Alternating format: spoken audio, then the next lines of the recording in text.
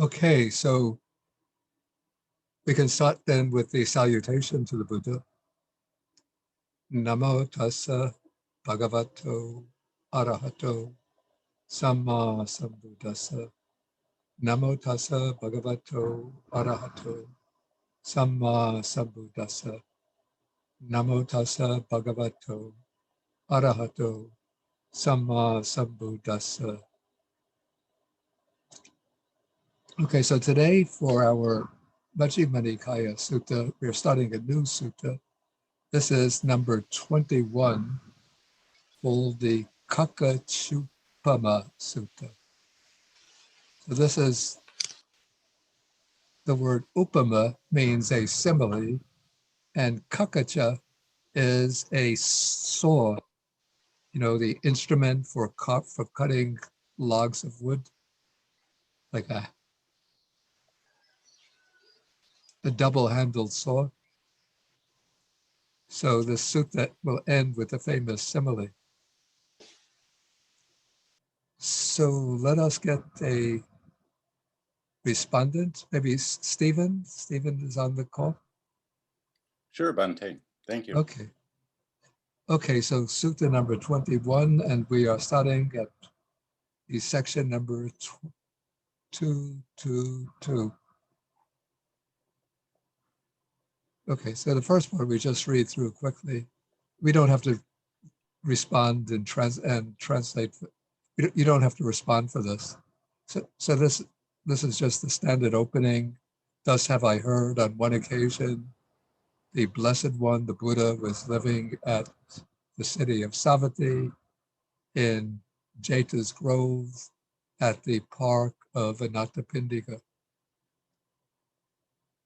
So we'll start with the next sentence. Tena kopana samayena. Tena kopana samayena. Ayasma molia paguno. Ayasma molia paguno. Bhikkhunihi sadding. Bhikkhunihi sadin. Ativelang sangsato viharati. Ativelang sangsato viharati. So tena kopana samayena. At that time, on that occasion, a monk by the name of Venerable Molia Paguna, that is his name. He was, then the verb viharati, he was dwelling. And then we have this sangsato, which maybe you could translate intimately, and ativela is excessively. So, and then of course, bhikkhunis are the Buddhist nuns. And this is the instrumental plural with sadding, together with. So this monk, Molia was spending too much time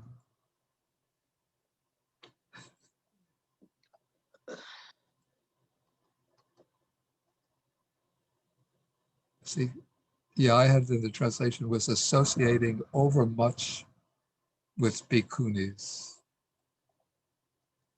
So vela, the noun, vela can mean either a time or something like a boundary. And ativela is beyond the boundary. We could say excessively. So, and then sangsato is to be associated with, to be intimate with. So the Venerable Molia Paguna was dwelling in excessive closeness or intimacy with the bhikkhunis. And it doesn't mean that he was having romantic or sexual relations with them. It's just probably he was just chatting with them, joking with them, doing little odd tasks for them.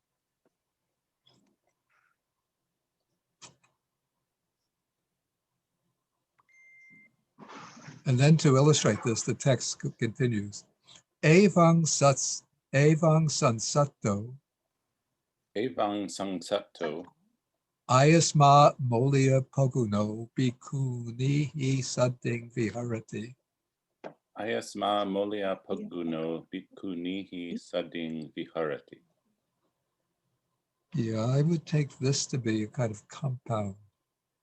So it's like so closely was the Venerable Molia Paguna associating with the bhikkhus that Sache Kochi Bhikkhu Sache Kochi Bhikkhu, Ayasmato Molia Pagunasa Samukha Ayasmato Molia Pagunasa Samukha, Tasang Bhikkhuninang Avanang Basati.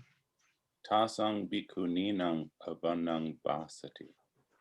Tain Ayasma Molia Paguno Tain Ayasma Molia Paguno, Kupito Anattamano Adhikaranampi Karoti. Kupito an Atamano Adhikaranang Pi Karoti.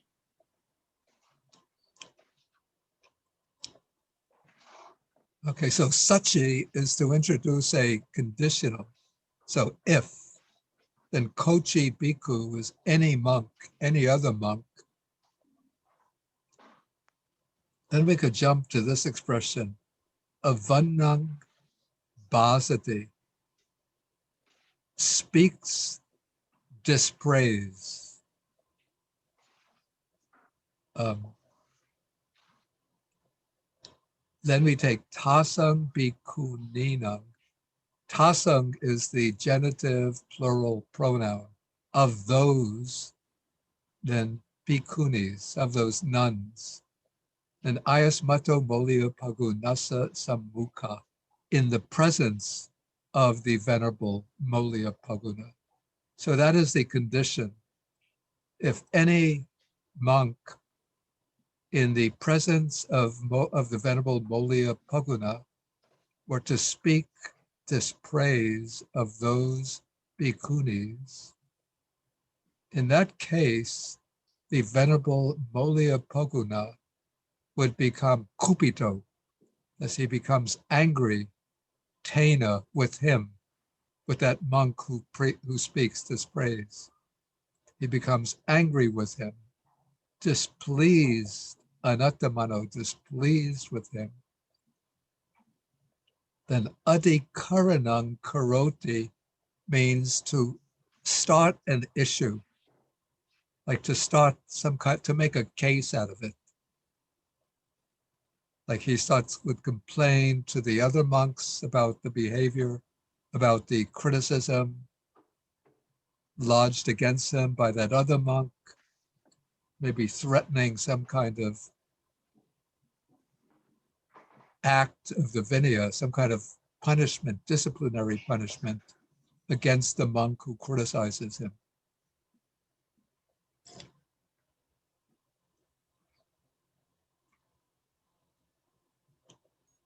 Okay, so if any monk were to speak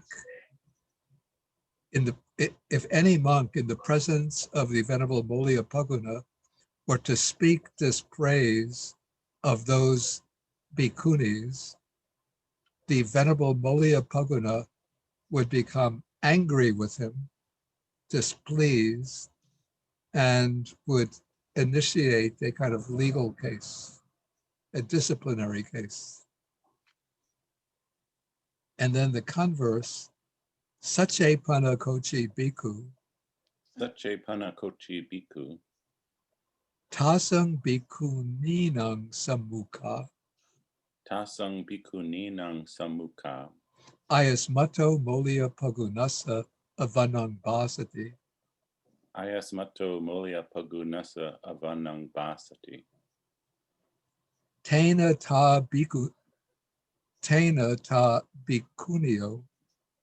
Tena ta bhikkhunio, kupita anattamana adhikaranampi karonti. Kupita anatamana adhikaranang pi karonti. So again, if any monk in the presence of those bhikkhunis were to speak this praise of the Venerable Molia Poguna, then those bhikkhunis would become angry with him, with that monk, displeased with him, and they would make a case out of it. They would even make a case out of it.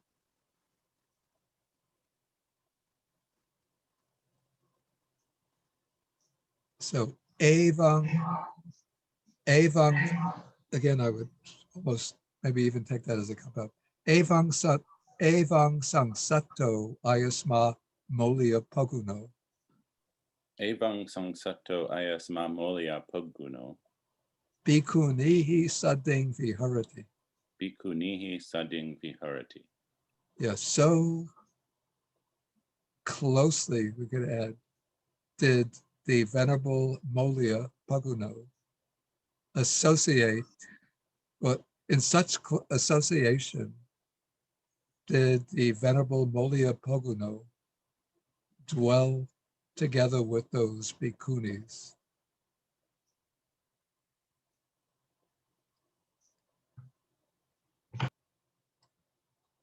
It seems to me, maybe we don't need it, okay, just with bhikkhunis. Okay, any questions on this passage? Referring, yeah. So Tena means with him. Is it also it be because of that? It could also be, actually, that's a good point. I'm just curious to see if the commentary will glose that Tena. It could also be Tena because of that.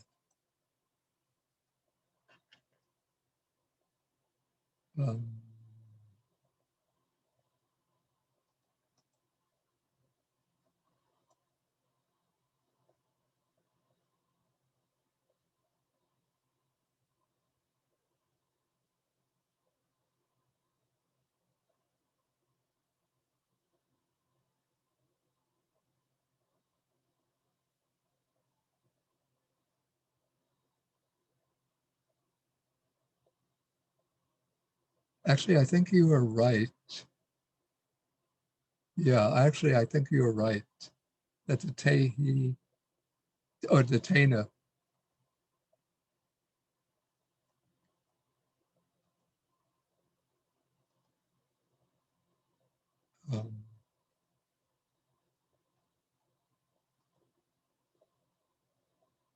I'm just curious to look at my old translation.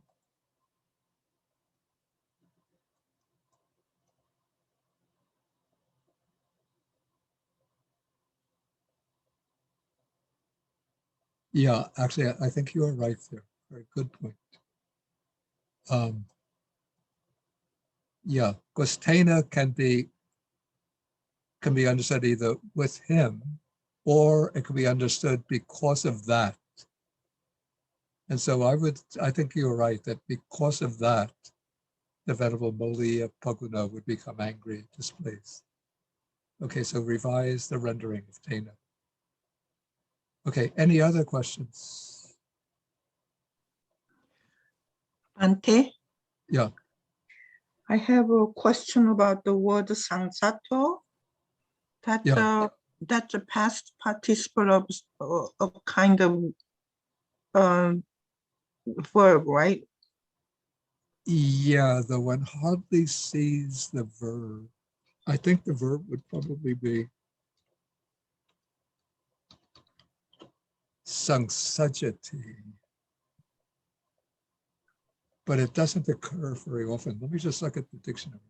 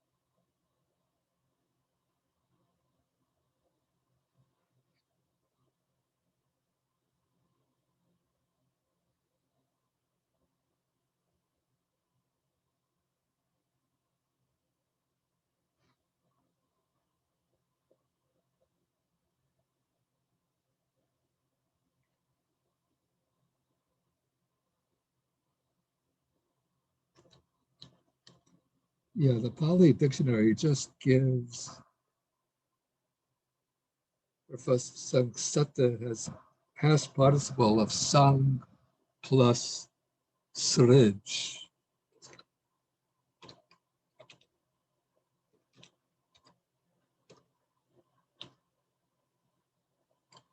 But it doesn't list any occurrences of the verb itself.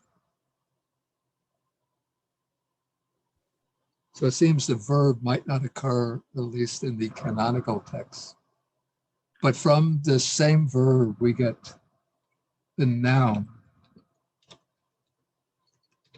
sangsaga, which is like close association. The dictionary gives contact, connection, association.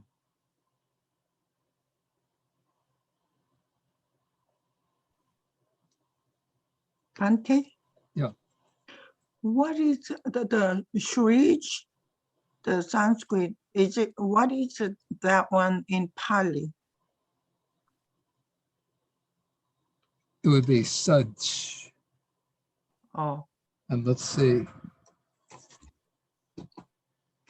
the meaning of such.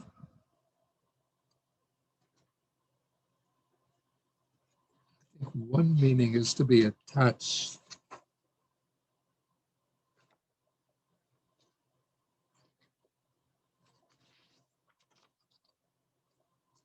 Sajati.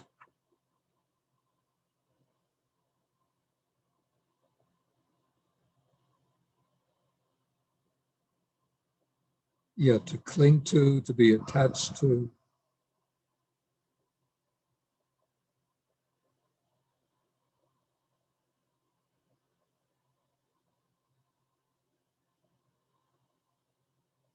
Or actually, this dictionary gives, the dictionary gives for srij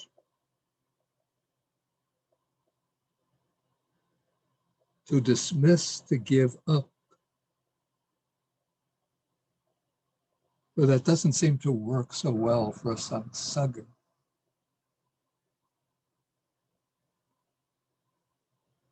No, I think that's correct, actually. Yeah, I don't know how one derives the meaning of to associate with, to contact, but the verb is simply sajati with the one J.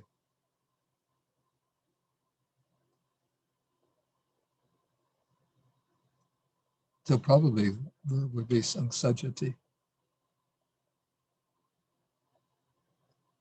Okay, any other questions? Bhante, I have a question about sammukha. Yeah, It's an ablative form, and I'm just curious, is it giving the reason that they're speaking the dispraise? yeah. Because- Actually, it might have been originally an ablative, but it becomes used, say this, an adverbial usage. Okay. So like an Okay. idiomatic usage. So it doesn't really imply any case function. It's just an expression. Great. Thank It you. always occurs that way, in the presence of. Yeah, I was just wondering because when they switch, who's in the presence, like it stays the same form. So it's Yeah, being yeah. used adverbially. Yeah. Okay, thank you. Okay, shall we go on? Okay. We're going to meet a lot of repetition here. So this I'll go through a bit quickly, the next paragraph. So because this is sort of stock material, like I think they call this boilerplate, or we would call it like template material. Okay, so then Anyataro Bhikkhu, a certain monk, approached the Blessed One, having approached, having paid homage to the Blessed One, he sat down to one side. Seated to one side, that monk said this to the Blessed One. And then he repeats, just as direct speech, everything that was said in the preceding paragraph about the conduct of Moliapaguna. So we don't have to read this line by line. So he's just reporting to the Buddha that the Venerable Moliapoguna is associating very closely with the bhikkhunis to such an extent that if one speaks the praise of the other, then because of that, they get angry, displeased, and they make a case out of it. So that takes us to the end of section 222. Now we'll come to 223. Again, this is sort of stock material. Attako Bhagava Anyatarang Bhikkhung Amantesi. Attako Bhagava Anyatarang Bhikkhu Amantesi. Ehi Tvang Bhikkhu. Ehi Tvang Bhikkhu. Mama Vachanena Molia Pagunang Bhikkhung Amantehi. Mama Vachanena Molia Pagunang Bhikkhu Amantehi. Satatang Avuso Paguna Amante Titi. Satatang Avuso Paguna Amante Ti. Okay, so then the Blessed One, the Buddha, addresses a certain monk and he says, "Go, you,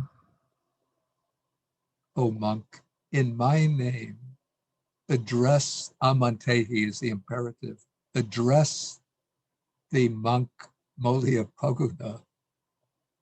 And this is what he should say: the teacher, friend Poguna, addresses you or is calling you.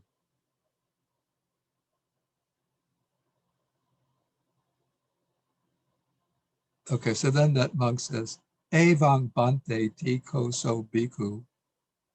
Evang Bante Ti Koso Bhikkhu. Yeah, the rest I can just go through quickly. So that monk says, yes, Bante. So having replied to the Blessed One, yes, Bante, then the monk goes to the Venerable Moliapoguna, and having approached, he says to the Venerable Moliapoguna, the teacher, friend Poguna, is calling you. Then the Venerable Moliapoguna replies to that monk and says, yes, Reverend friend. And then he goes to the Blessed One. Having gone to the Blessed One, he sits down, he pays homage to the Blessed One, sits down to one side, and then the Blessed One says this to the Venerable Moliapoguna while he is sitting to one side. Okay, then again, we're going to have a lot of repetition here, but we take the first paragraph, or the first sentence, which is interesting. The Buddha says, Satyam Kira Tvang Paguna. Satyam Kira Tvang Paguna. Bhikkhunihi Sading Ativelang Sangsato Viharasi.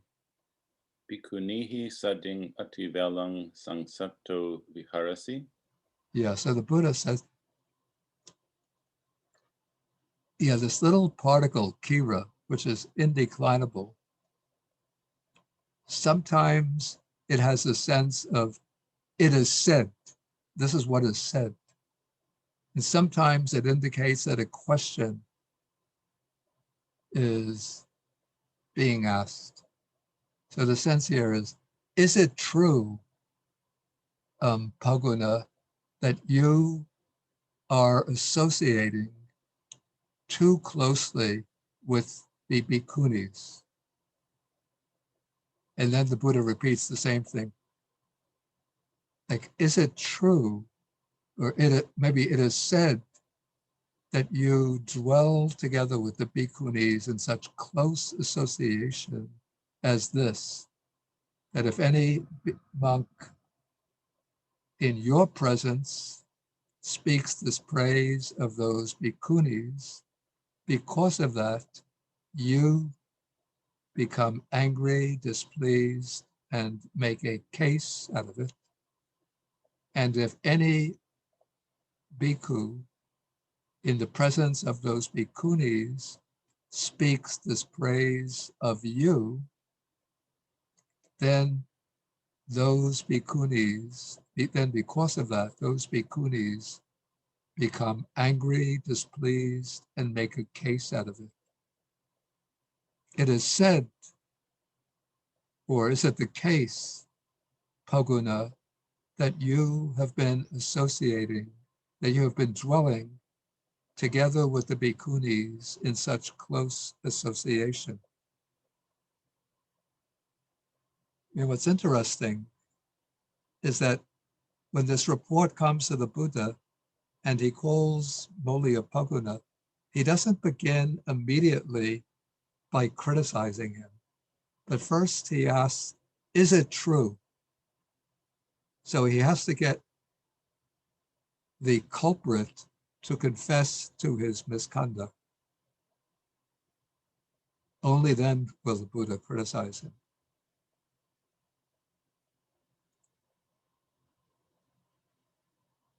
Okay, so then Mollapaguna says, Evan Bhante.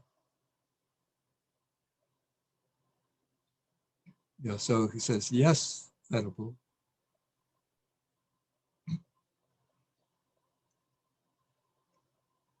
Okay, then the Buddha says, and you could repeat after me. Nanu tvang paguna. Nanu tvang paguna. Kulaputo saddha agarasma anagaryam pabajito.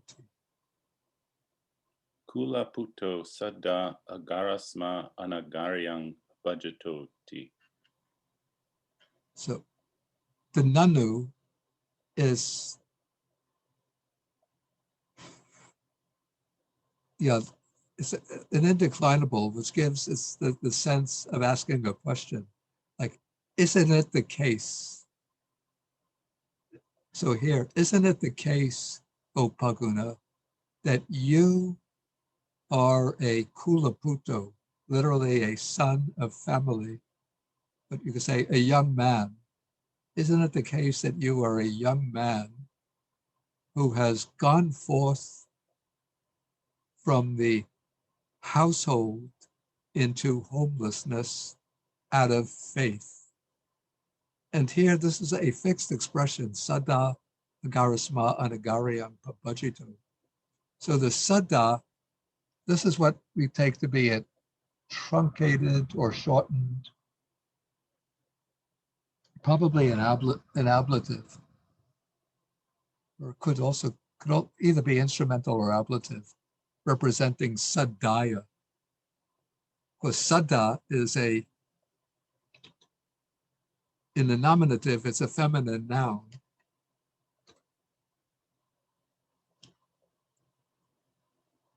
So as a feminine noun, saddhaya could be either instrumental or ablative, and either of them would work. But it occurs in the shortened form, saddha.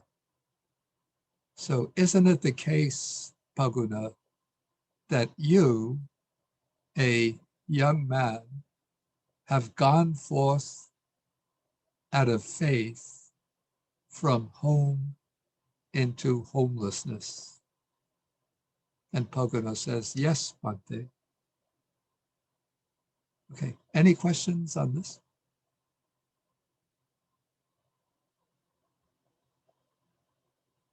Okay, so then we go to paragraph 224. Nako te etang paguna pati rupam. Nako te etang paguna pati rupang. Kula putasa saddha agarasma anagaryang pabajitasa. Kula putasa saddha agarasma anagaryang pabajitasa. Yantvang bhikkhunihi sadding. Yang tvang bhikkhunihi sadding. Ati velang sangsato viharayasi. ativelang sangsato viharayasi. Okay, so maybe the key word here is pati rupam, which here it has the meaning of suitable, proper, appropriate. And so the Buddha is saying that this for you is na pati rupam, not proper, not suitable. So if this is not suitable for you, a young man who has gone forth out of faith from home into homelessness, that you should dwell together with the bhikkhunis in such close association, or that you should be so closely associated with the bhikkhunis.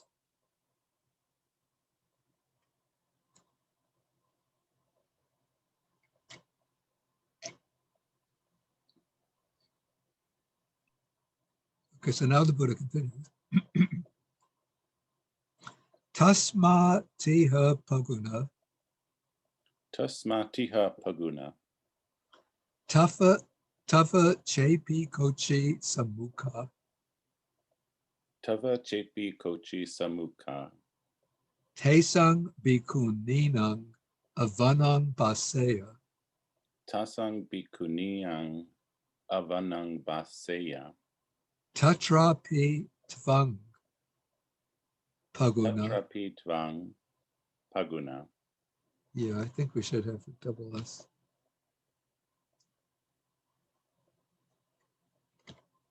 Ye gehasita chanda, Ye hasita chanda.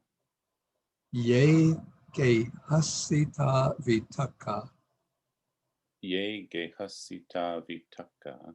te pajaheyasi. Te pajaheyasi. Might as well finish the paragraph. Tatrapi te paguna, Tatrapi te paguna. evang sikitabang, Evang sikitabang. na cheva me chitang viparinatang bhavisati, Natcheva me chittang viparinatang bhavisati. nacha papikang vachang nichare sami, Nacha papikang vachang nichare sami.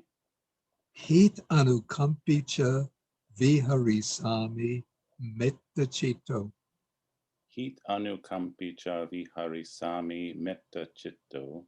na dosantaro. Na dosantaro. Actually, the T should also be pronounced na dosantaroti. Na dosantaroti. Evang hite paguna siki tabang. Evang hite paguna sikitabang.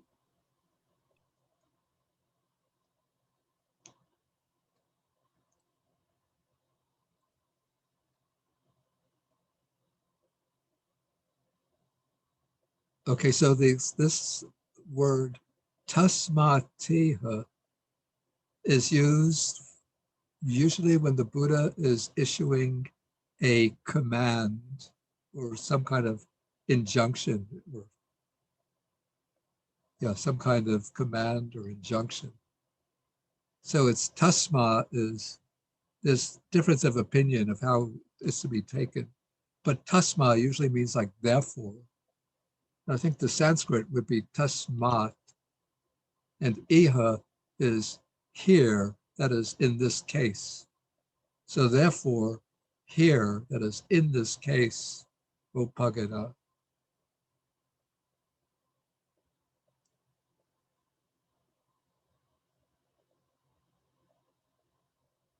Then the tava, your, goes with samukha, your presence. And chepi is if. Again, it's laying down a condition. So if in your presence, Kochi, anyone should speak dispraise of those bhikkhunis, tatrapi, there too, that is in that case too, O Paguna, then ye gahesita chanda,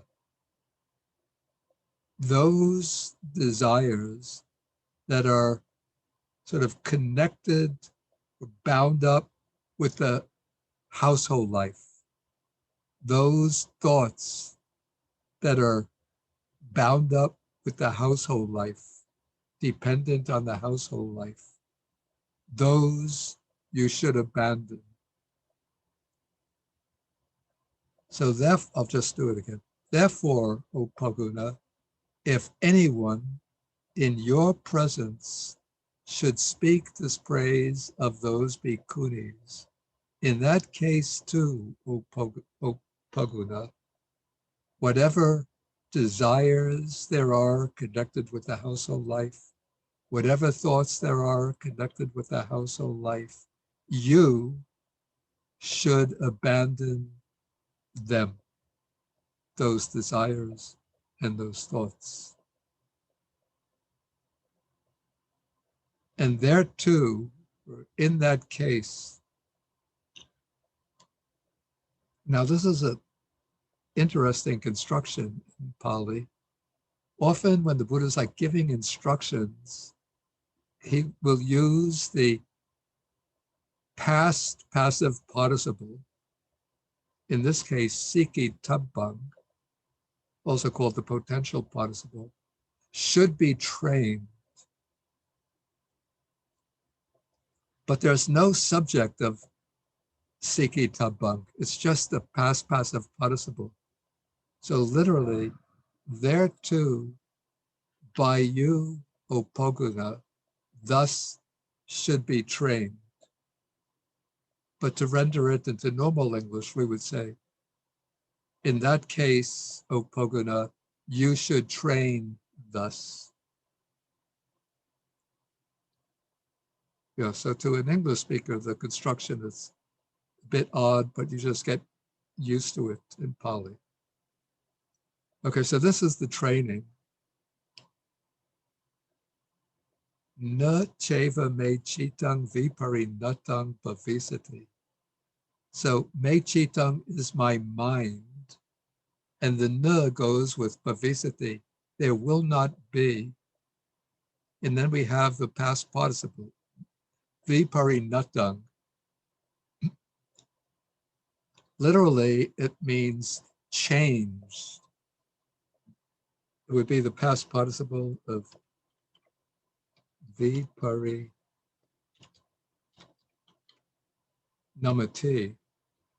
from which we also get the noun.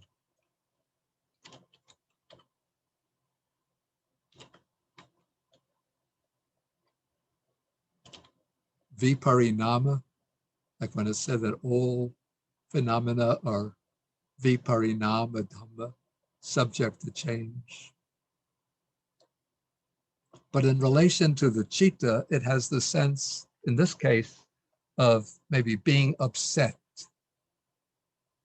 So my mind will not be upset in the sense of becoming angry. And I will not utter bad speech, angry speech. Yes, so this verb, nicharit, I think it's nichareti, means to utter. I think it always goes with vacha, with speech. So I will not utter bad speech or angry speech, but I will dwell hit anukampi. So this means compassionate for the good, for the welfare of the person who is criticizing the bhikkhunis. And then metta citto, what kind of compound? Bahubihi. Yeah, it's a bahubihi because it combines metta, loving kindness, and chitta. But chitta itself, when it's taken as an autonomous noun, is in the neuter gender. But here you can see that it's the masculine gender. So it's so metta chitta is a bahubihi compound functioning as an adjective describing the person who is determined not to get angry. So I will dwell compassionate for their welfare with a mind of loving kindness and not with dosa within, not harboring hatred. Thus, by you, I think the te here above and here should be taken as an instrumental. Thus, by you, O Paguna, should be trained. Or normal English, thus, O Paguna, you should train.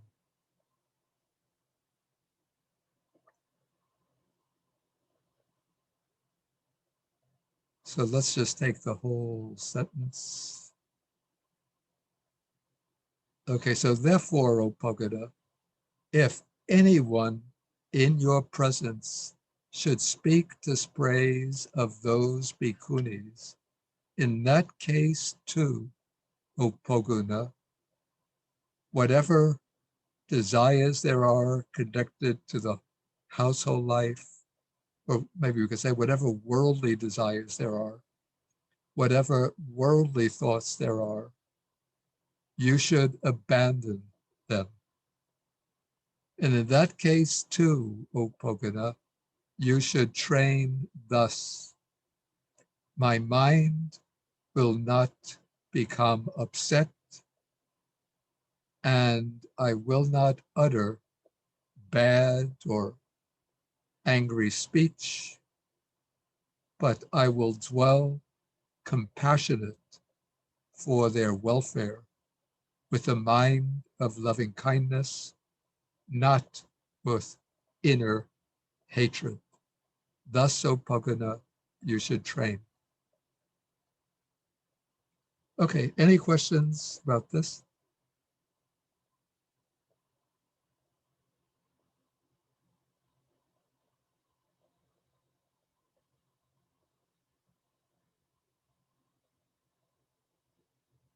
Okay, if no questions, then should we move on? Okay, we're going to get, again, a fair amount of repetition. So now we come to the next paragraph. You're going to see that there'll be an ascending series of harsher and harsher types of actions that the antagonist will take against Paguna, hypothetically. Tasmatiha Paguna, Tasmatiha Paguna. Tava Chepi Kochi Samukha, Tava Chepi Kochi Samukha. Tasam Bhikkhuninam Panina Paharang Dadeya, Tasang Bhikkhuninang Panina Paharang Dadeya. Laduna Paharang Dadeya, Leduna Paharang Dadeya. Dandena Paharang Dadeya, Dandena Paharang Dadeya.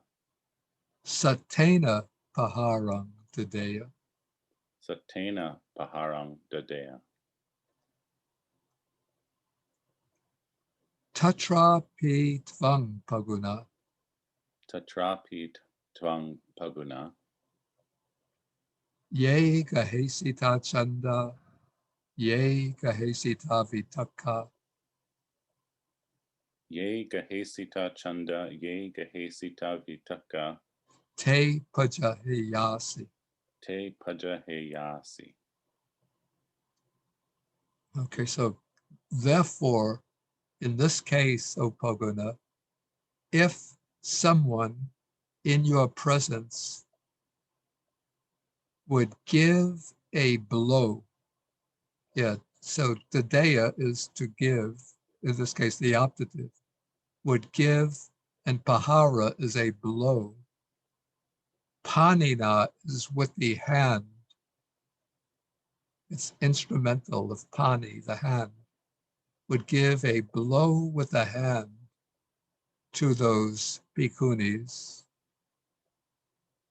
Or if they would give a blow, laduna, that would be like a lump of clay,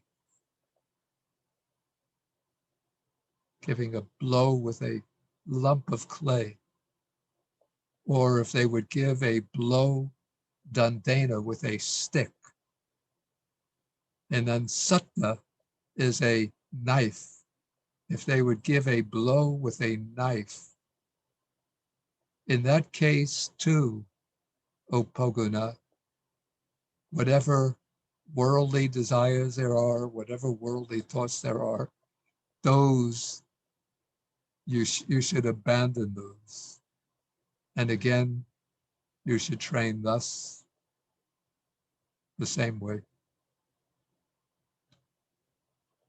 Raises a little ethical problem here.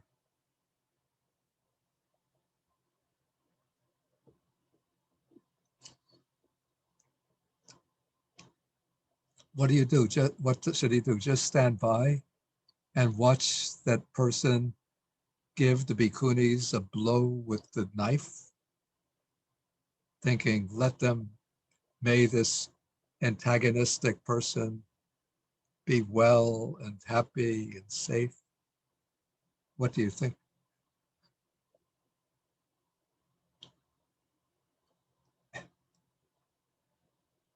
Bhante, maybe this instruction was specific for Paguna, for his specific mind state, not for mostly everybody.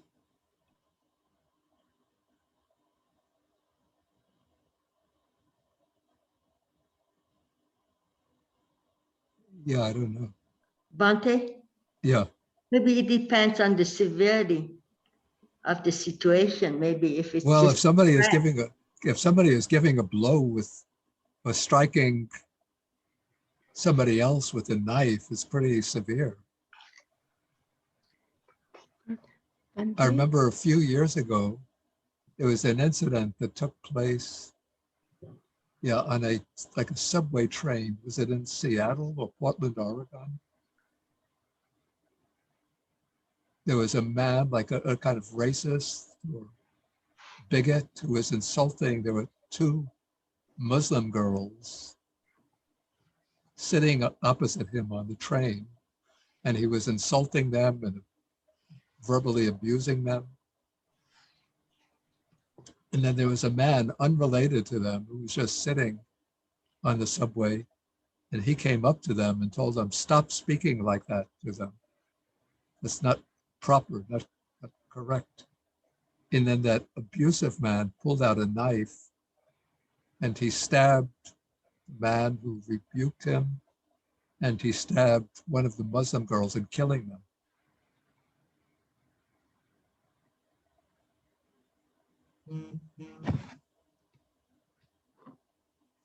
Bhante, Yeah, it seems to me that here the emphasis is placed on the mind, being affected in your mind.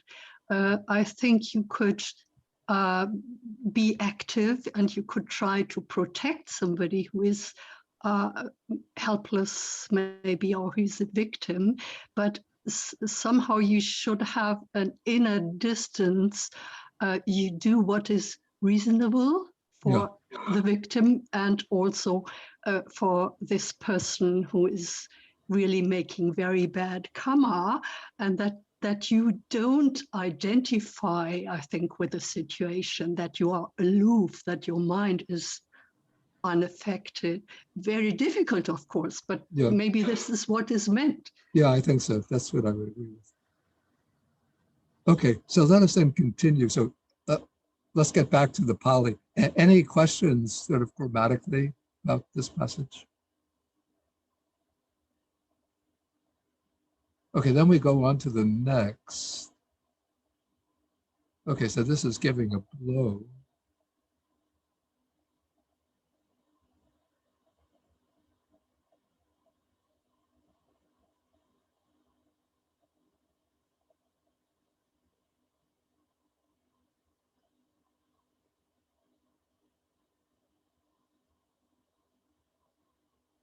Okay, I think here, okay, so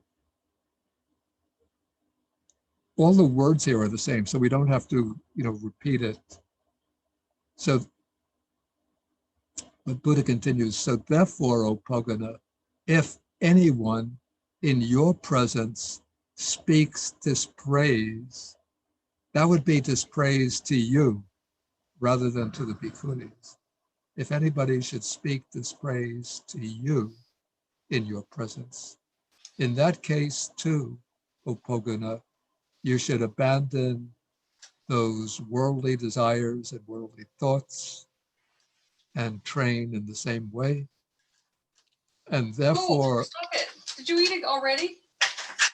Too hot out there.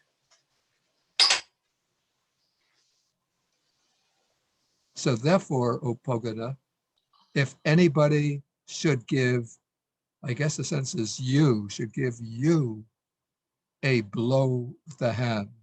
If anybody should give you a blow with a clod of earth, if anybody should give you a blow with a stick, or if they should give you a blow with a knife, in that case too, O Pogana, you should abandon any of those worldly desires and worldly thoughts, and you should train thus, in the same way, that my mind will not be upset, and I will not utter any angry speech, but I will dwell compassionate for their welfare with a mind of loving kindness and not harboring hatred. Thus, O Pogana, by you should be trained. Thus you should train. So any questions here? Again, this is all pretty much just repetition. Bhante, with the word Sikkhitabang, Yeah, shouldn't it be taken as future passive participle? that's what it is. It's grammatically, it's the future passive participle. Didn't I say that? I think you said it's potential participle or past passive participle. Did I say past passive participle? Oh, if I did, then That's I what would. That was what I noticed. Oh, if I said that, then it was careless on my part. It's the future passive participle, also called the potential participle, Oh, thank you. in the Thank sense you. of what should be done. Yeah. Yes. Okay. Well, thank you, Bhante. Okay.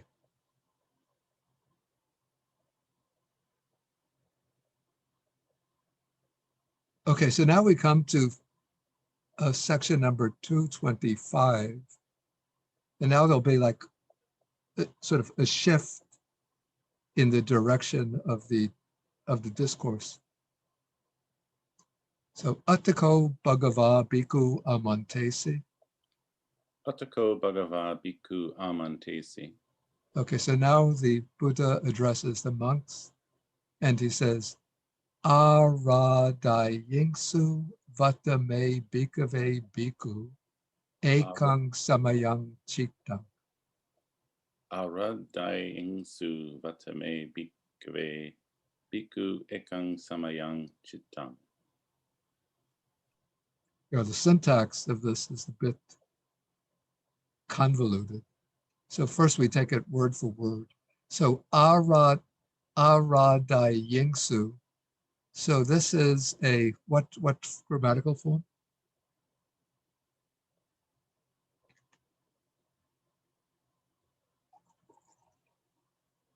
Should be able to identify it just by looking. Aorist, Bhante. Yeah, it's the aorist. Do you know the original verb? Aradeti. Yeah, it's aradeti, which has several meanings, but there's a kind of fixed expression when it's used with chittam. when you get the expression chitang aradeti, it takes on the meaning of to satisfy the mind.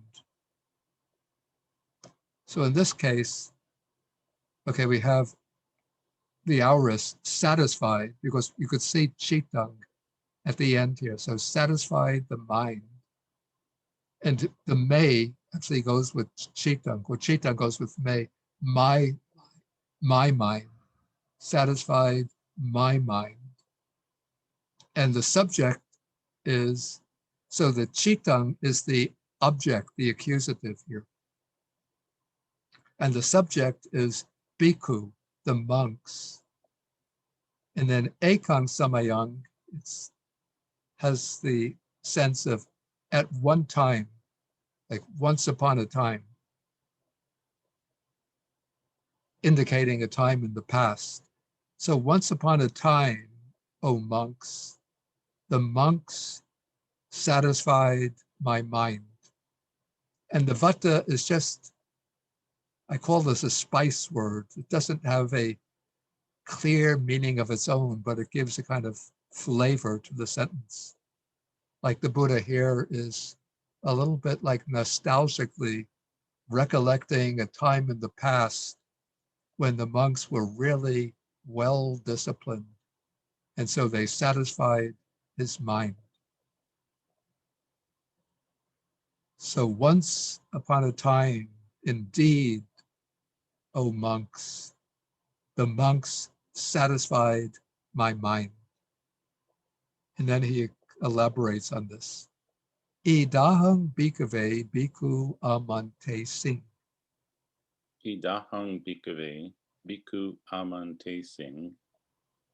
Ahang ko bhikkhave Aham ko bhikkhave ekasana bhojanam bunjami. ekasana bhojanang bhujami. Yeah, I'll read on, then come back. Ekasana bhojanam ko ahang bhikkhave bunjamano. Ekasana bhojanang ko aham bhikkhave bunjamano. Apabadancha sanjanami. Apabadancha sanjanami. Yeah, janami. You have to make those long A's distinct. Sanjanami. Sanjanami. Yeah. Apatankatancha lahutanancha balancha pasu viharancha.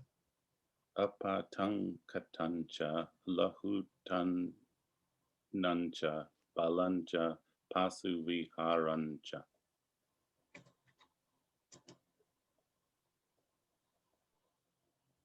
Okay, so now the Buddha is explaining how the monk satisfied his mind. So he says, Ida, so here, that is in this case, I, then we have an aorist first person verb. I addressed the monks. And bhikkhu here is accusative. In this sentence, the previous sentence, bhikkhu is nominative.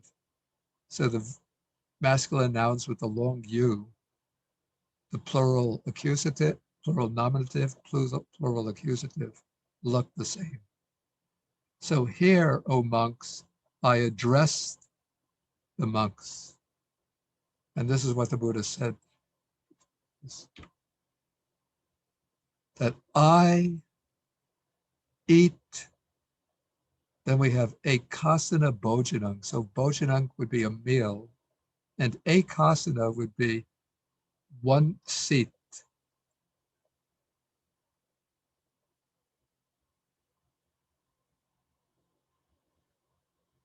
So it would be literally, I eat a meal in one seat.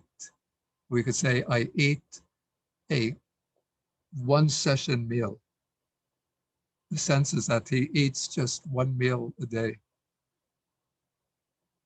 So I eat a one session meal. And then we have the same thing with the present participle, eating a one session meal. Then I, sanjanami, literally perceive.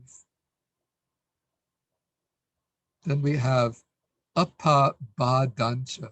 So this is a compound of apa, which means little or few, and abada is ailment or affliction. Then it would just be turned into an abstract noun, abadata, the state of having few ailments. And apatanka, so this is apa,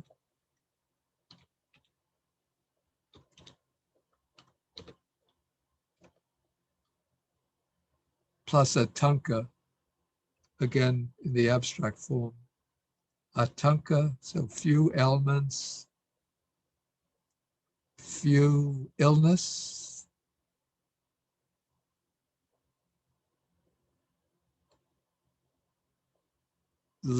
few ailments, few illnesses. Lahu tanancha, so this is, lahu is light and tana is state. So lightness, he experiences lightness of the body. And balang is strength, and paso vihara is literally dwelling in comfort. So he's saying, eating my meal in one session, O monks, I perceive, or maybe I experience, few ailments, little illness, and lightness and strength, and dwelling in comfort.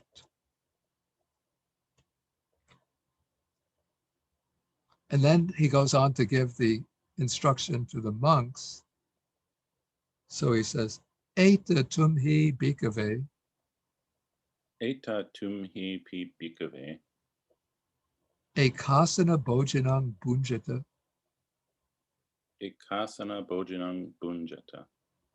Ekasana bhojanang ko bhikkhave. Ekasana bhojanang ko bhikkhave. Tumhe pi bhunjamana. Tumhi pi bhunjamana. Apabhadatancha sanjani satta. Apabadan tancha sanjani sata.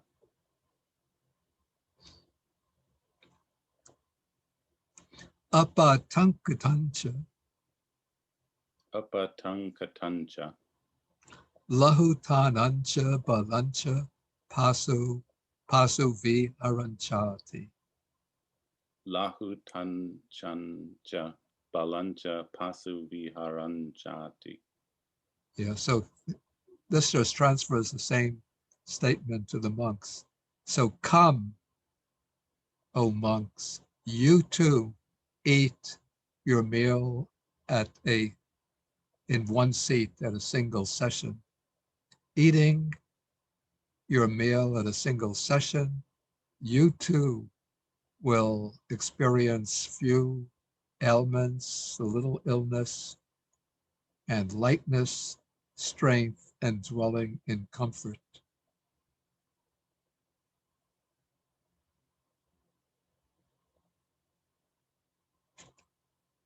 Then he continues, Name bhikkhave tesu bhikkhusu. Name bhikkhave tesu bhikkhusu. Anusasani karaniya ahosi. Anusasani karaniya ahosi.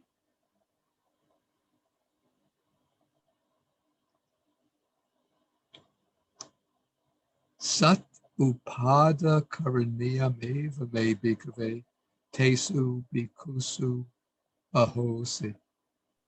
Sat upada karaniyam eva me bhikkhave tesu bhikkhusu ahosi.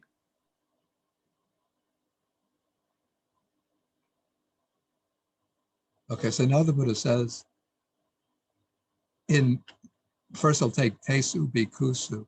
So in regard to those monks, for me, it's the me, there was not literally, there was not instruction to be done.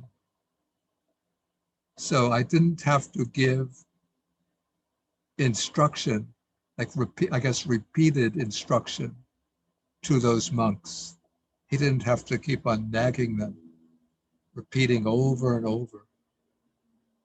Of course, he gave the Anusasana with the first statement, but he didn't have to keep on giving repeated instruction to those monks. But rather, he says, Sat upada karaniyam eva me bhikkhave, tesu bhikkhusu ahosi. So in relation to those monks, there was just the sat here is sati, that's mindfulness, and upada is arousing, and karaniyam is to be done. And then the me from me. So the sense is, for me, there was the, I'll put it very literally, for me, there was just the arousing of mindfulness to be done in relation to those monks.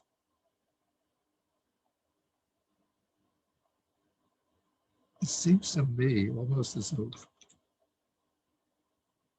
but upada is a masculine noun. It's a little strange, a little.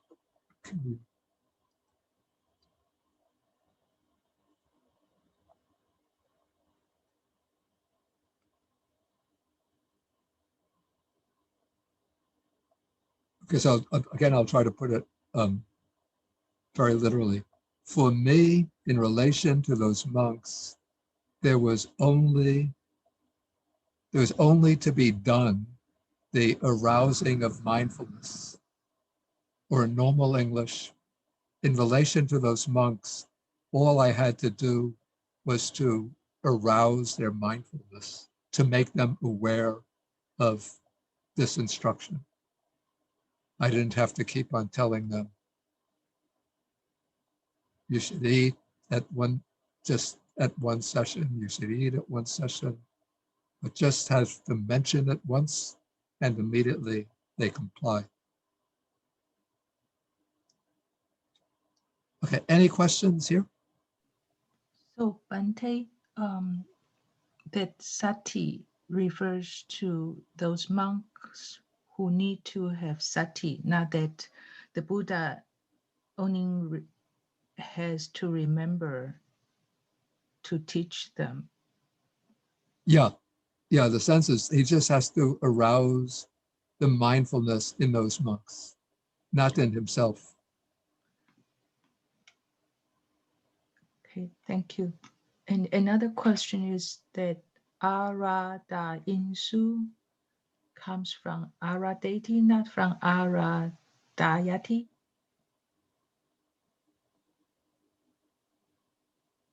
Aradayati? Yeah, is there a word Aradayati? Well, you see what happens in Pali was that Aya gets contracted into the E, especially in finite verbs. So if you were to turn Aradati, into the aorist, then you would turn the E into Aya, and then you add the aorist suffix, ingsu. If you want to make Aradati into a participle, say a present participle, then it would become Aradaya Mano, or Aradayanto.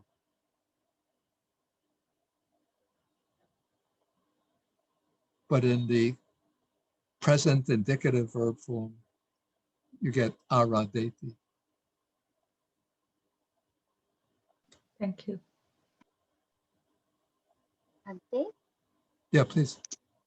Bhante, could the word ekasanam bhojanam, would Yeah. it mean eating in a single posture instead of meaning single sitting? I just thought that the meaning felt a bit odd, eating in a single session. I just thought that it meant a bit odd. That's it, Bhante.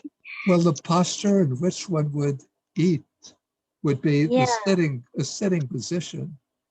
Yeah, meaning a single posture where the monks do not eat very clumsily, moving their limbs all along. No, the- no, no, No, no, no.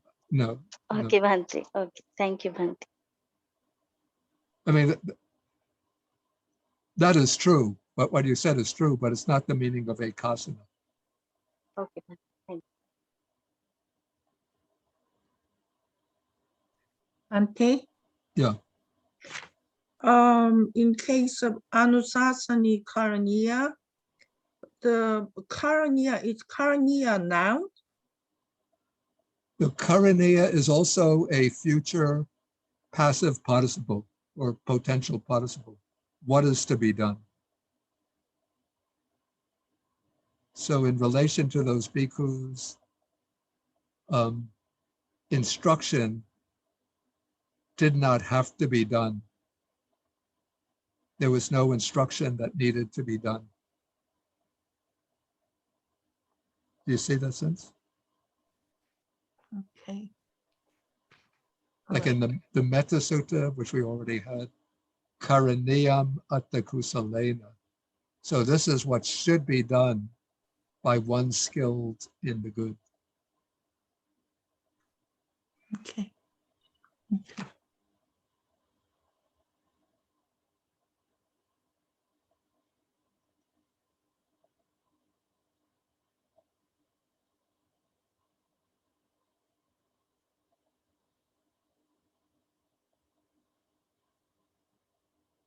Okay, let's see if we could get in one simile. There are, I think, two similes, but try one of them.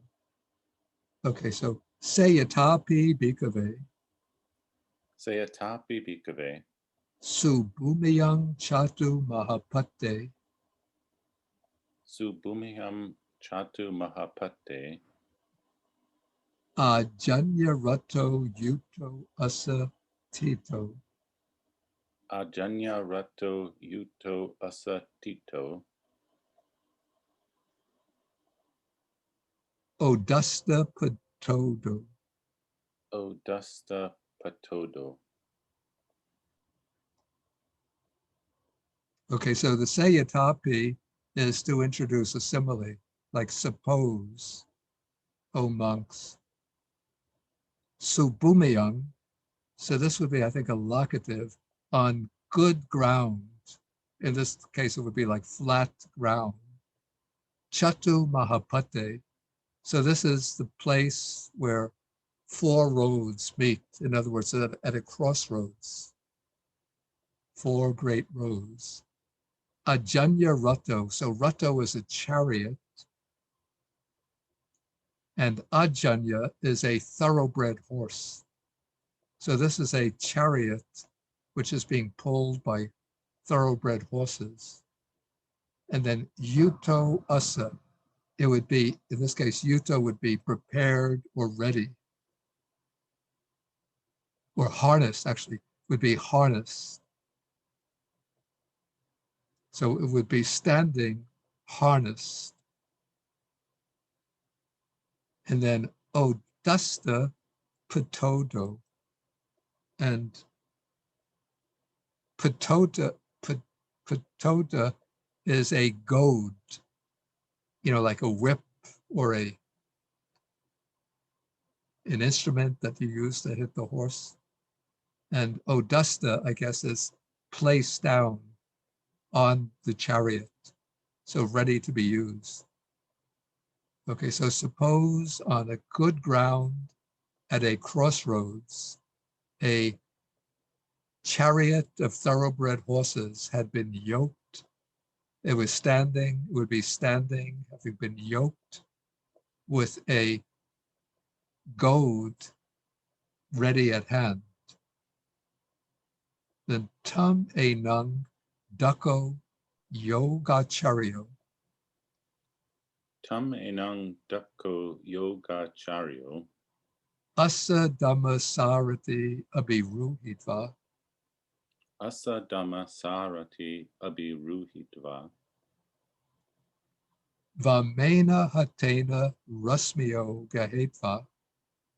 Vamena hatena rasmio gahetva. Dakinena hatena patodang gahetva. Dakinena hatena patodang gahetva. Yain ichikang yad ichikang. Yain ichakam yad ichakang. Sareyapi. Sareyapi. Pacha sareyapi.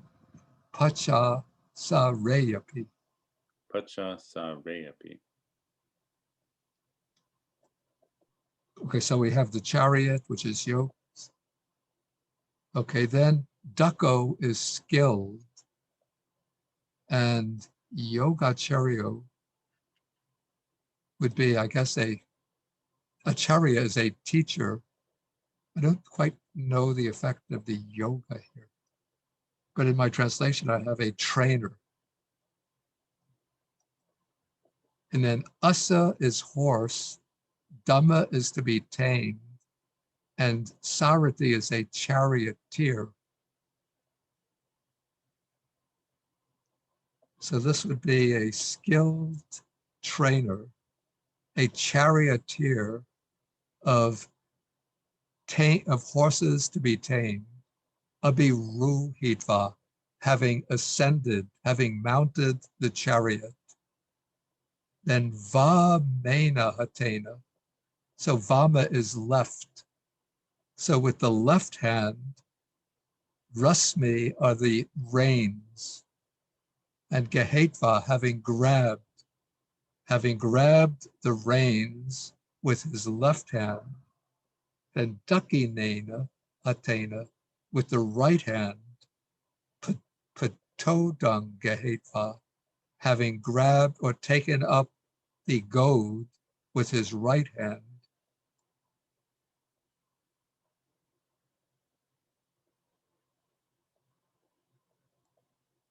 I think Yain Ichikang would be Yena Ichikang, where he wants, and probably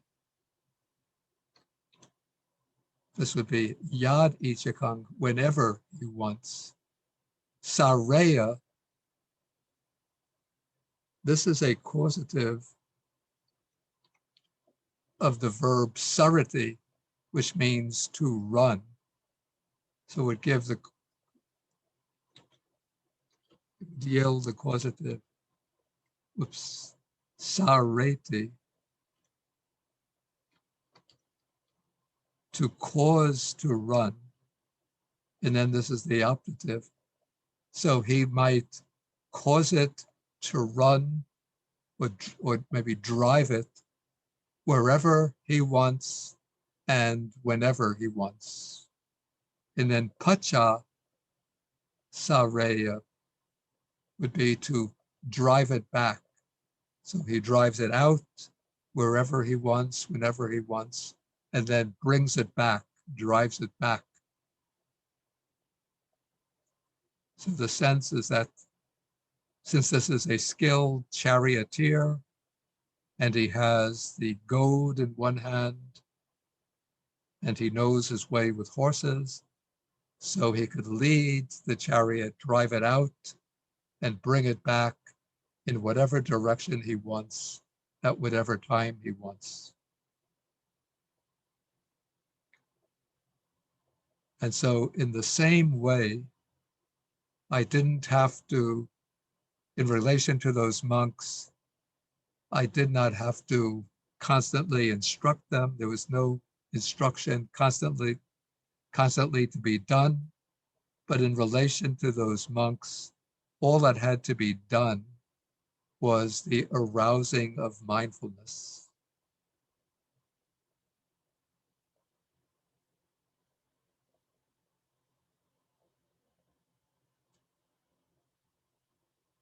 Okay, maybe we'll end here so that we have some time to do the Sutta Nipata. Any questions on this? Bante, Yeah, Patoda means yeah. a whip. That's the Chinese translation is the whip. If it's a goat, because it's with the right hand. Yeah, If it's a goat, it should be with the foot, right? no. No? A goat is a instrument held in the hand that you use to strike the back of the horse.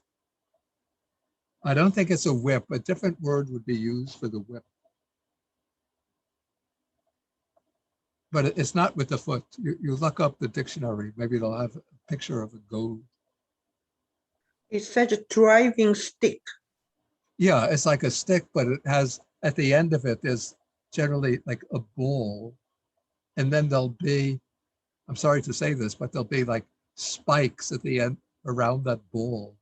So when they hit the horse feels the sting of the goad, the pain from the goad, and then it keeps on running to escape from the goad.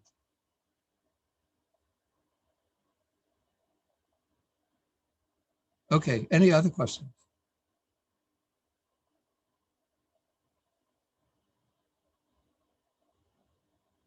Okay, so let us stop here. 2:25. We'll take a 7-minute break, so 2:32 we'll resume.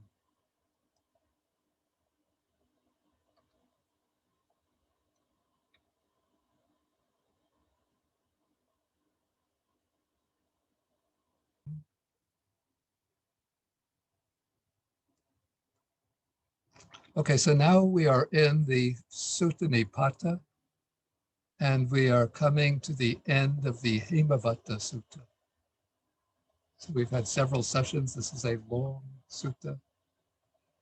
And so now we've finished the portion in which the two yakshas, the two spirits or demonic beings, they've asked some very profound questions to the Buddha. The Buddha has answered them to their satisfaction. There was Sattagira, who was apparently a long-term devotee of the Buddha, and he has convinced his friend, the Yaksha Hemavata, to come and question the Buddha. Hemavata asked his questions, the Buddha has replied, and now apparently I would assume that it's Hemavata who's speaking these concluding verses. So we come to verse 176, and immediately I see a typographical error. Perhaps you caught that already.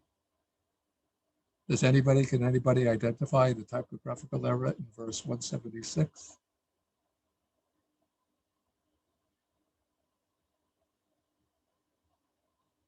Gambhir bande? Yeah, it should be Gambhir.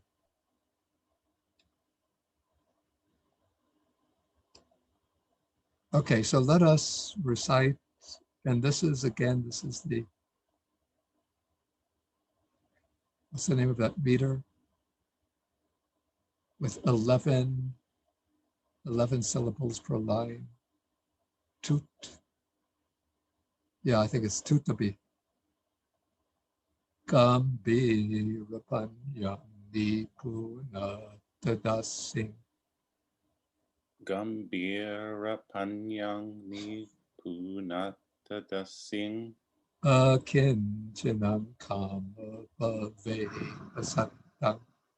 Akinchanang kama bhave asatang. Tangpa sada sabadi vipamutam. Tangpa sata sabadi Vipamutang. Dibe pate kama manang mahesing. Dibe pate kama manang mahesing.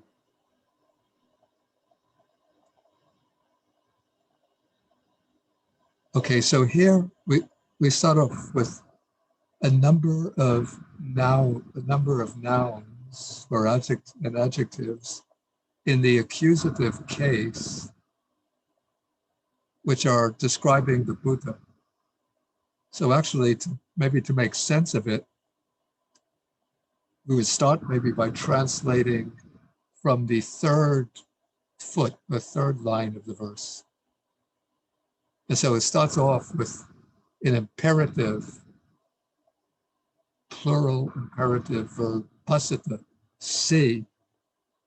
So see, tongue, him.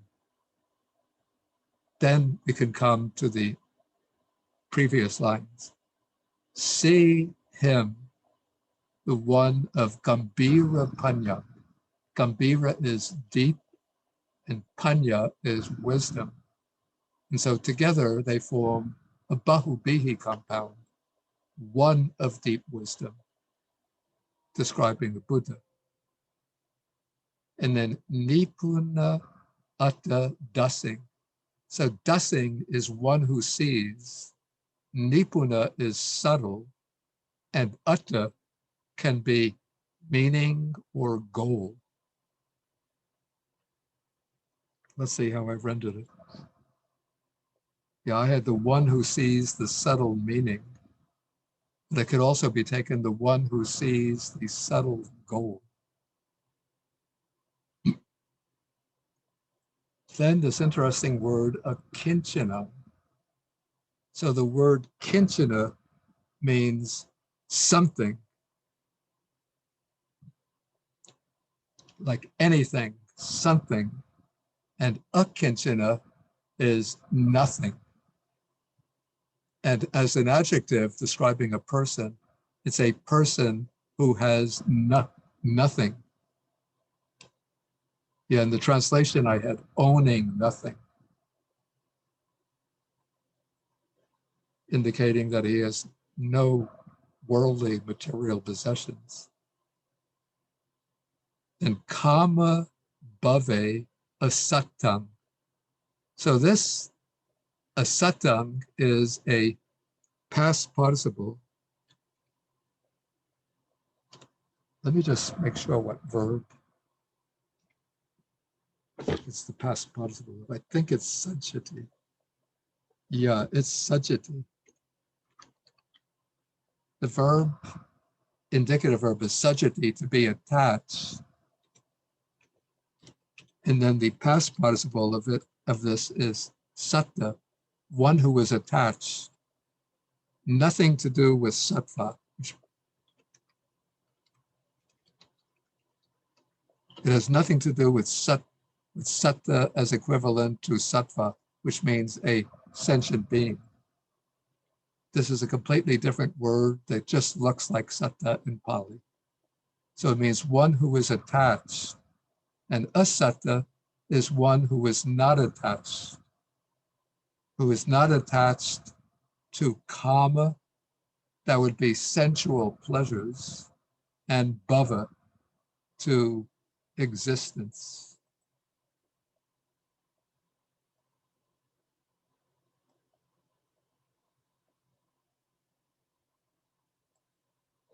Yeah, kama bhava can be a compound in a different sense of the sensual sphere or plane of existence.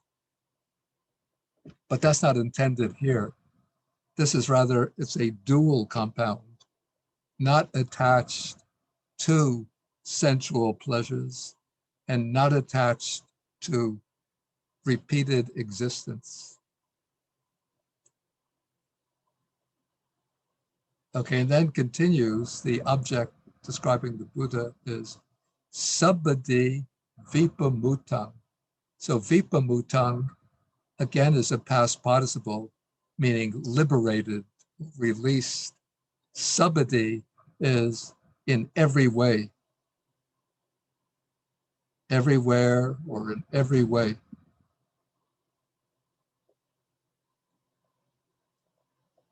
I think everywhere. So released everywhere and in every way. And again, he's described by this past participle. Well, again, we have the noun mahesing.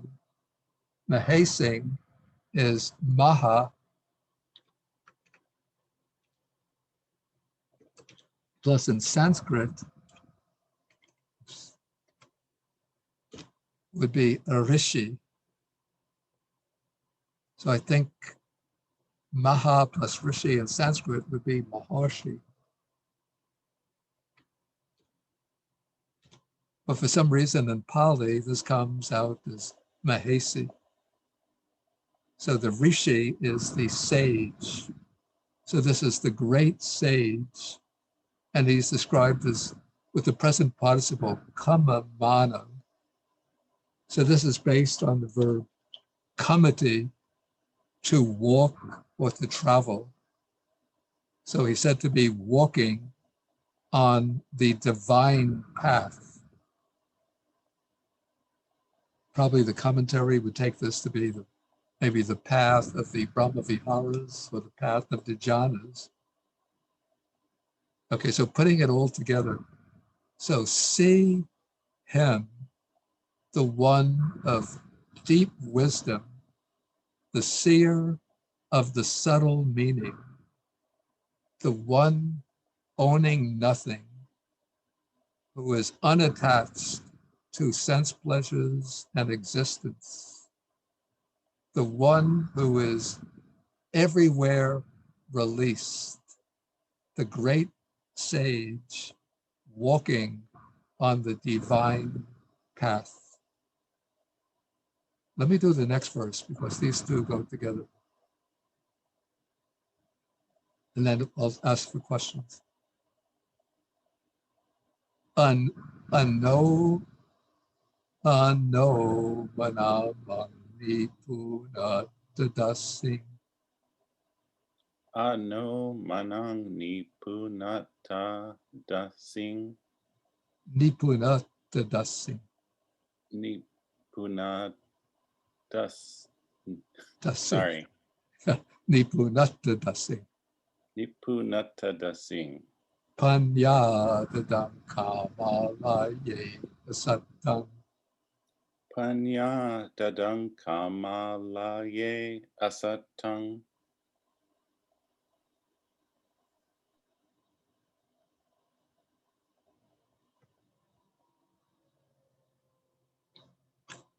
Tang pa sata sabha vidum sumedam. Tang pa sata sabavi dung sumedang. Arye pate kama mana mahesing. Arye pate kama manang mahesing. Okay, so anoma is, okay, so again, these are Bahubihi compounds describing the Buddha. So anoma means, again, deep, not superficial. Oma is shallow, and the negation of that anoma is not shallow or deep. And it's just going with name, the one of deep name. Again, the seer of the subtle meaning. Then he's Panyadadam, the giver of wisdom. Dada is one who gives. So it's, of course, it's based on the verb dadati, to give. So the giver of wisdom. Then kamalaye asatang. So asatang is not attached. Then we have kama plus alaya. Alaya is an abode. And kama is sensual pleasures. So he's not attached to the abode of sensual pleasures, but might also be taken as not attached to sensual pleasures and abodes. But I think it should be a tapurisa compound, not attached to the abode of sensual pleasures. Okay, so again, we have more accusatives describing the Buddha. Sabba vidung, the one who is all-knowing. So vidu is one who knows, and sabba is all. So all-knowing. And sumedang is one, su is good and meda is intelligence. So the very intelligent one.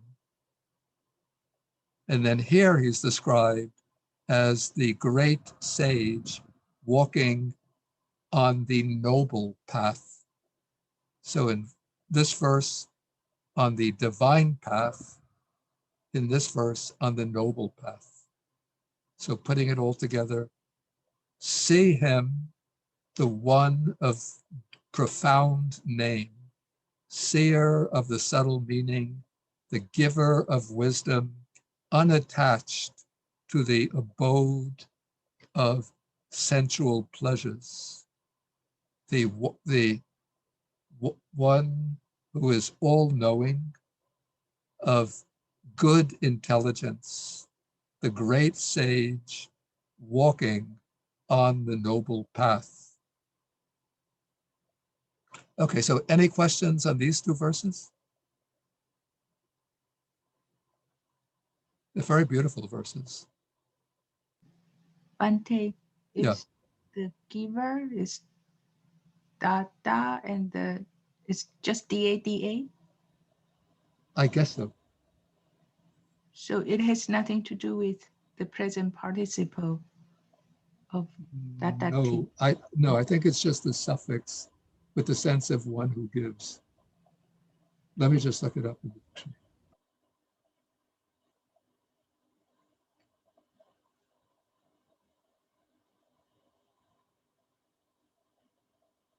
Yeah, the dictionary has dada just as an adjective suffix, meaning giving or to be given. And then it mentions this line, panyadada.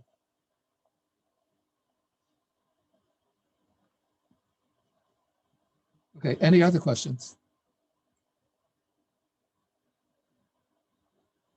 Okay, then we continue on to verse 178.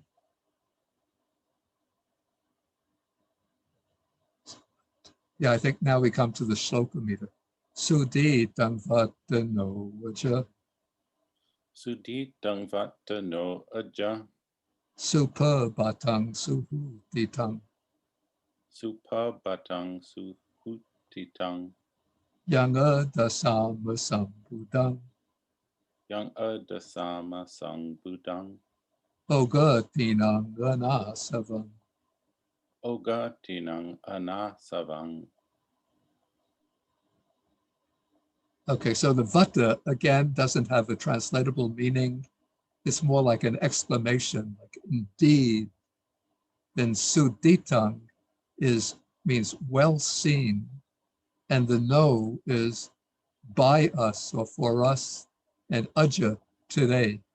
So well seen indeed by us today. Well, maybe this has an idiomatic meaning of, yeah, it could be suditang having the sense of, I think following the commentary I had, today indeed we have had a good sight. But it could also have perhaps an idiomatic sense of being, it's lucky. Like it's auspicious for us today. Then supabatang means a good morning. And su huhitang, it's really su with utitang. Utitang is a getting up and a rising. The H here, I think, is just euphonic consonant. So it's a good morning, a good arising.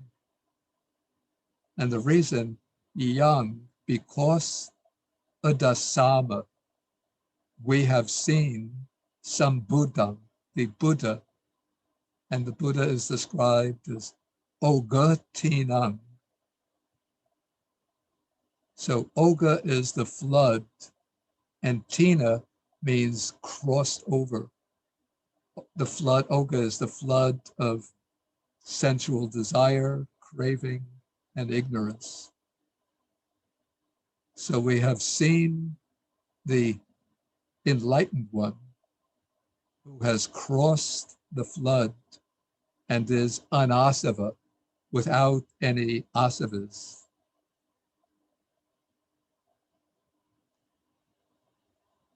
Let's just finish the whole sutta, then I'll take some questions. So now verse 179. Ime dasa satayaka. Ime dasa satayaka. Idi manto yasasino. Idi manto yasasino. Sabe tang saranang yanti. Sabe tang saranang yanti.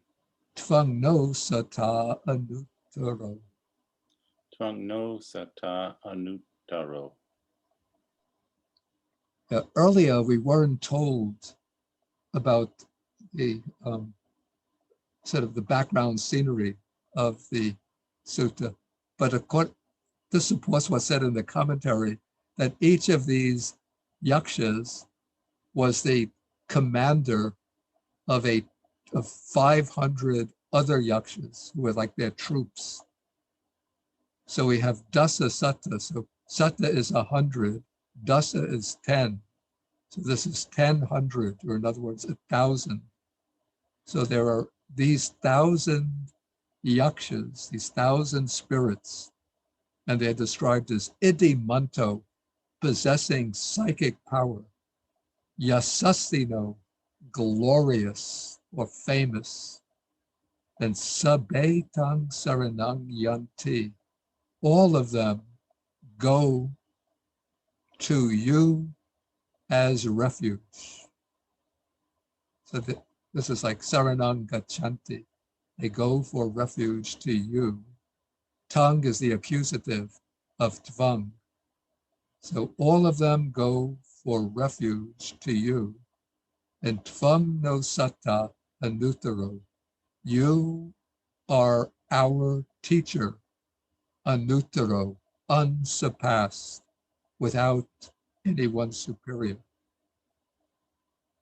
So these 1,000 yakshas, powerful and glorious, all go to you as refuge.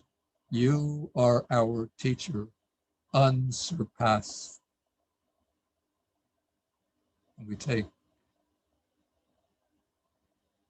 verse 180.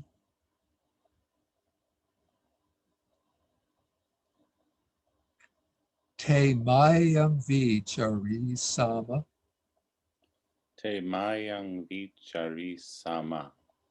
Gama gamang naga nagang. Gama gamang naga nagang. Namasamana sambudam. Namasamana sangbudang. Dhammasacha sudhammatam. Dhammasacha sudhammatang. Okay, so now he continues, he says, and here we have, again, two pronouns, third person plural, te, and first person plural, mayang, we. But in translation, we would just use we. So we, vacharisama, we will wander. Then gama gamang, from village to village. Then the word naga. Originally, I was taking this to be a short form of nagara, which means city. But then I found the commentary explained it as meaning a mountain. And I think I found that in the dictionary too. in contemporary Marathi, do you have a word like that meaning mountain? Or Hindi? Bhante, no such word. Yeah, Naga, also the dictionary, actually Sanskrit has Naga, tree and mountain.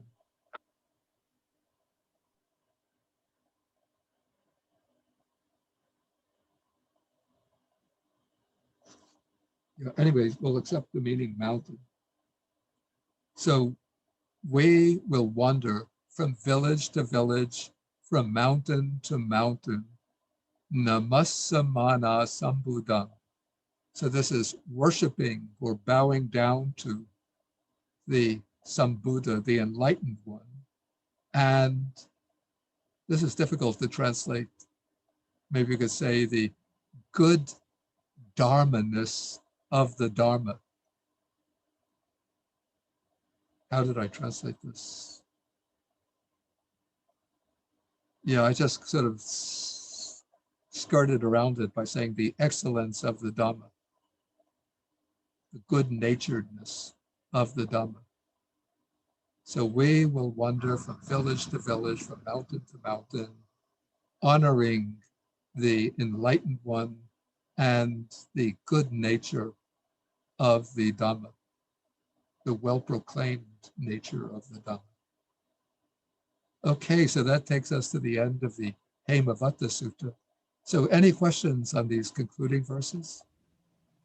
Yes, Bhante, in verse 178. Yeah. Ogatina. Is that M an accusative or a euphonic consonant? No, it's the accusative ending. So we have two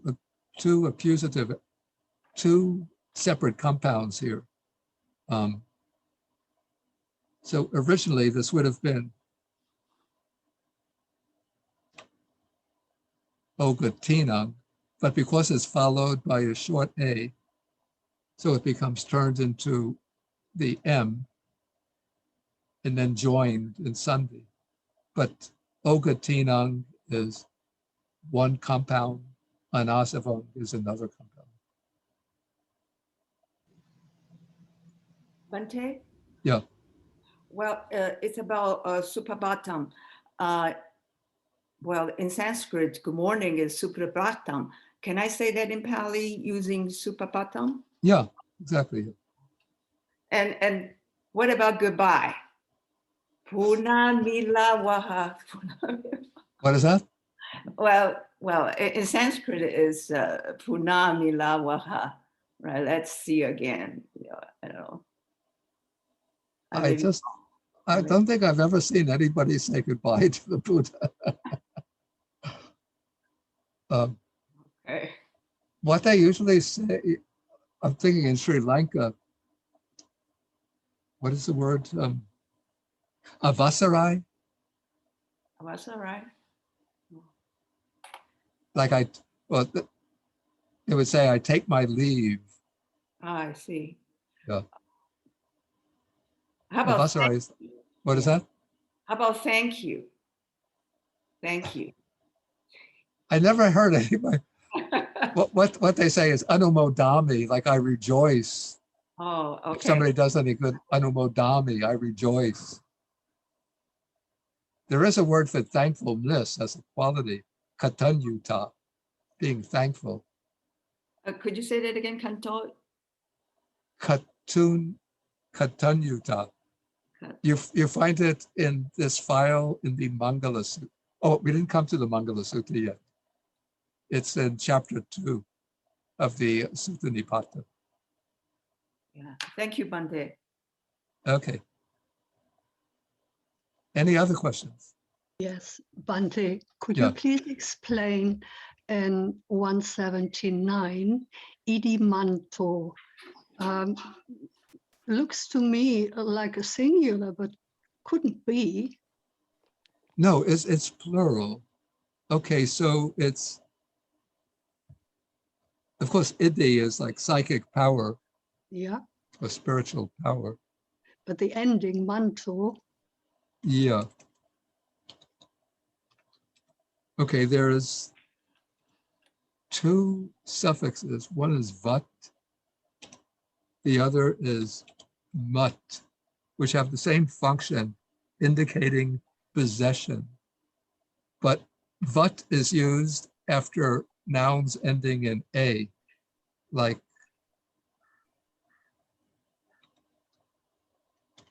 sila is like good conduct.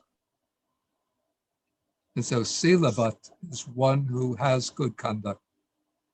So that's the stem form. And then it would form the singular, would be masculine singular would be silava.